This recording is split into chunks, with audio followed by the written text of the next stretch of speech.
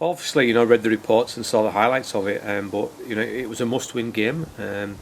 Wakefield rotated the team a little bit, and Hull got a couple of troops back in Price and in Ellis, and in Price and Sneed. And Sneed's kicking game, was really good yesterday by all accounts. But they're to struggle. But I think it was one of those games where you probably say it was a win at all cost. Regardless of how they got there or whether it was the best or they struggled or whatever, it was a win at all costs, and they needed that yesterday, and they got it, and it puts them back in the 8, and a lot of twists and turns to go yet, but it's theirs to lose at the moment. Yeah, Gareth Ellis, rated doubtful before the game, played, led the team with 164 metres, I think. Yeah, I listened to Lee's interview in the week, said he was really down, like Gareth was out for 3 to 4 weeks, out for a month, and then I listened to his interview after the game yesterday, and he said, if it had been a younger player who'd texted him and said, I'm okay, he said he would have probably ignored it, and just laughed it off. But he said he knows Gareth, and Gareth knows his body better than anybody, and it shows the mantle of the man, that he wanted to play in such a big game for the club, and not only did he play, he puts in a man of the match performance as well. So he's a great player, and great players can do that in adversity, and to put his body on the line. Probably pay the price for it later on down the line, but Hull needed the win, they needed him there, and they got it. They needed the win, especially after losing to Wakefield during the week. What did you make of that? Yeah, it wasn't a great performance, was it? For the first 10 minutes they were really good.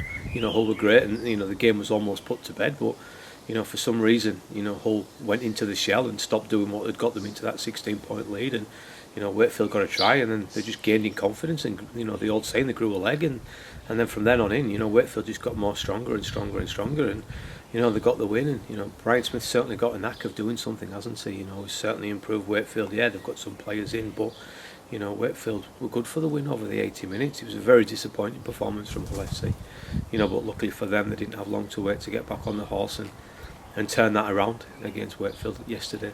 A lot of players really stood up after what happened in the first game during the week. 9 players with over 100 metres. Yeah, and that's what you need. In times of adversity, the coach needs his big players to stand up and back him. And I think they did that yesterday because, if they'd lost yesterday, I'm sure there'd have been, pretty much a riot at Hull FC because that isn't good enough. But they got the win, and as I said, it's not. Sometimes it's not how you get the win, and I'm sure Hull FC will play better and lose, but it's about getting those 2 points and getting back in the 8, and Hull have done that, and hopefully they've steadied the ship, and some couple of good games coming up, and again. I think the derby's going to be pivotal. I've said it for about 8 weeks in this column now, haven't I? That the derby will be pivotal to who gets in the 8, and nothing has changed my mind in that. Going into the next game, how do you see that? Yeah, big test, Hull at home. I suppose that's a bit of an advantage, but Castleford are arguably, probably stats would tell you they're the best team in the competition at the minute over the last 5 or 6 weeks. Had some really good performances, and again yesterday another win from them, and they're starting to get some troops back. Luke Dawn back yesterday, and he's a good player for them. So it's a big test for Hull FC. Hull FC beat them convincingly a month or so ago in the Challenge Cup, maybe 6 weeks. But Cass have turned the corner from then, and they're pushing for the 4. So they know come Sunday that if they win, they could go 4th, because obviously Huddersfield travel to St Helens in the top 4 playoff at this point in the season. So Cass have got a lot to play for, and it's going to be a big ask for Hull FC to get the victory. But they've done it before. Why can't they do it again? What will Hull FC have to do to beat Castleford on Sunday? Well, I think Cass are one of those teams that play a lot of football, play a lot of rugby, and throw the ball about. And Hull have got to be squeaky clean defensively, but they've got to play. I think it's play out the sets. They can't gift Castleford possession in their own half, because Castleford are very good at scoring points.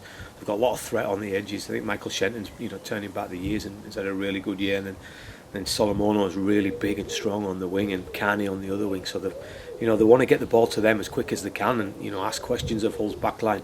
If you're good enough to stop us, so be it. But we're going to keep coming at you. And so Hull want to take them out the equation. They want to be turning the ball over in Castleford's quarter of the field pretty much every set, so that Castleford, can't spread the ball out wide. Well, they can if they want, but statistically they're not going to do it every time. They've got to bring it out of yardage sets. So that will be Hull's completion rate. It's got to be a big thing on Sunday if they're going to get anything from the game. Will Hull FC win? Tough question. I would, hand on heart, I'd probably say no. I think Castleford's form at the minute is as good as any, and as I said, they're getting some big players back at the right time, and they're playing really well. But it wouldn't shock me if Hull won. but I think they need to improve over the last couple of weeks. Hull's form 8 weeks ago, I'd have said yeah, because they were playing really well, but they've had that little slump. Four defeats on the run, and which was halted yesterday. But they need to try and get that victory, and it would be a big win if they could get it as well. Lee Radford said 2 wins will get them in the 8. maybe not. But if they get that second win on Sunday, that puts them in a really strong position, because you flip the coin over. Rovers are away from home at Salford, who got the win yesterday. But again, that's a game that Rovers can win. I'm sure we'll talk about that later on.